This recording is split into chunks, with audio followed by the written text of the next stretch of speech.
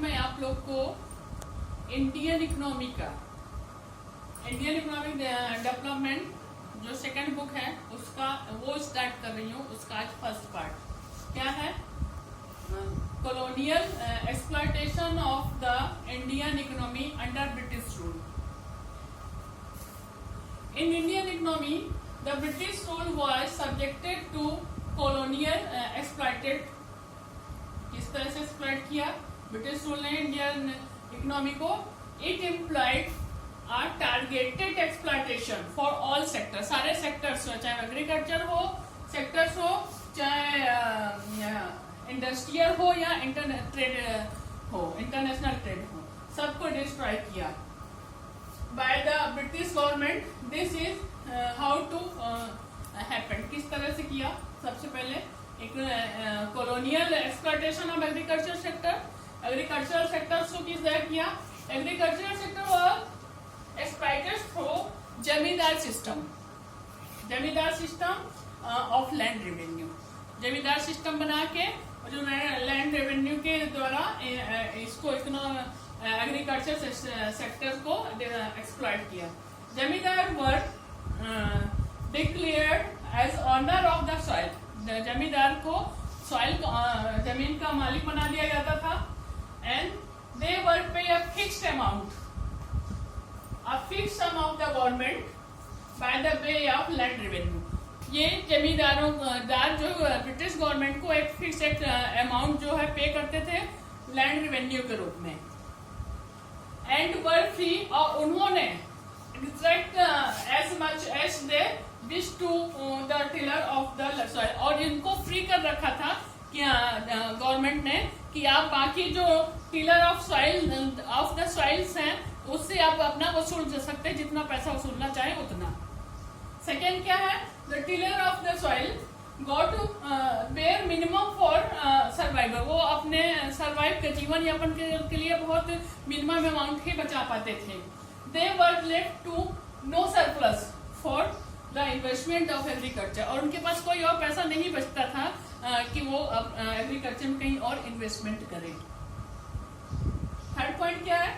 The जमींदार on the other hand spend their revenue income on the luxuries of the life।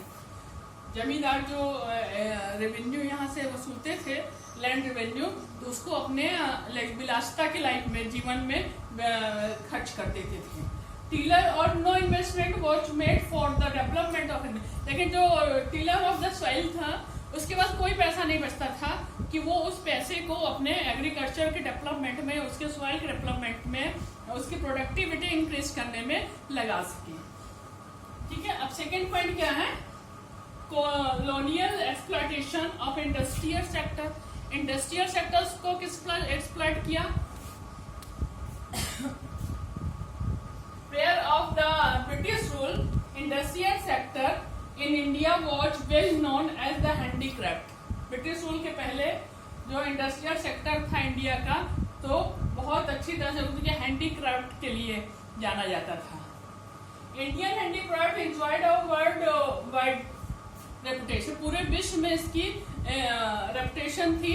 जो हस्तशिल्प कला थी इंडिया की, हैंडीक्राफ्ट थी, इस पूरे विश्व में यहाँ ये फेमस था। फॉर देयर वैरायटी, अपनी वैरायटी, अपनी क्वालिटीज के लिए। But these were destroyed by the British government by टूबेक। लेकिन इस रेपुटेशन को ब्रिटिश गवर्नमेंट ने इन दो तरह से डिस्ट्रॉय किया। First, foreign demand for the Indian handicraft was destroyed by the way of heavy duty on their exports।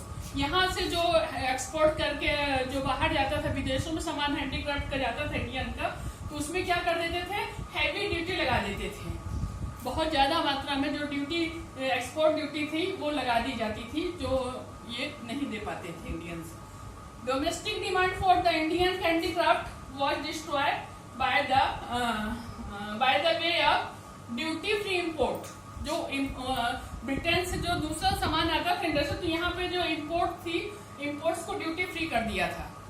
Duty free imports goods, duty free imports of Britain goods in the Indian market. जो Indian market में जो Britain का goods आता था वहां से finish goods आता था, उसको इम्पोर्ट उस इम्पोर्ट को ड्यूटी फ्री कर दिया था। तो उन्होंने मार्केट में अपनी जगह बना ली। थर्ड पॉइंट क्या है? Colonial exploitation of international trade. और जो इंटरनेशनल ट्रेड था, तो जो अंतरराष्ट्रीय व्यापार था, उसको किस तरह से इन्होंने डिस्ट्रॉय किया, एक्सप्लॉइट किया।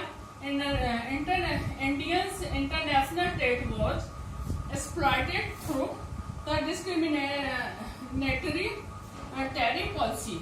ये discriminatory tariff policy जो भेदभाव किया गया यहाँ इंडिया में, उसके द्वारा इसको डिस्ट्रॉय किया गया। फर्स्ट पॉइंट क्या है? Duty free export of Indian raw material to fulfil the industrial needs in Britain. यहाँ से जो ड्यूटी फ्री एक्सपोर्ट्स, जो ड्यूटी फ्री कर दिया था, ड्यूटी फ्री एक्सपोर्ट देखिए यहाँ है, duty free exports of Indian, यहाँ से जो रॉ मटेरियल एक्सपोर्ट किया जाता था ब्रिटेन को, जो ब्रिटेन के इंडस्ट्रियल नीड्स को फुलफिल कर रहा था, पूरा कर रहा था, तो वो टैक्स फ्री, ड्यूटी फ्री कर दिया है। ठीक है, और तो इस वजह से वो रॉ मटेरियल आसानी से ले जाते थे। फिर सेकेंड पॉइंट क्या है? Duty free imports of finish, duty free imports of British goods to expand demand for the British goods in the Indian market.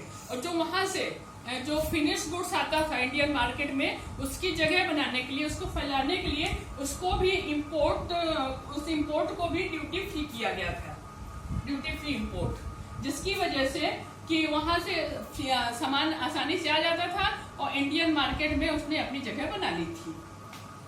It was owing to discriminatory tariff policy that Indian become an importer of finished goods from the Britain। Britain से जो finish goods आते थे उसके importer Indians बन गए थे, and exporter of raw material to Britain, और अपने यहाँ से रॉ मटेरियल को एक्सपोर्ट करते थे, किसको?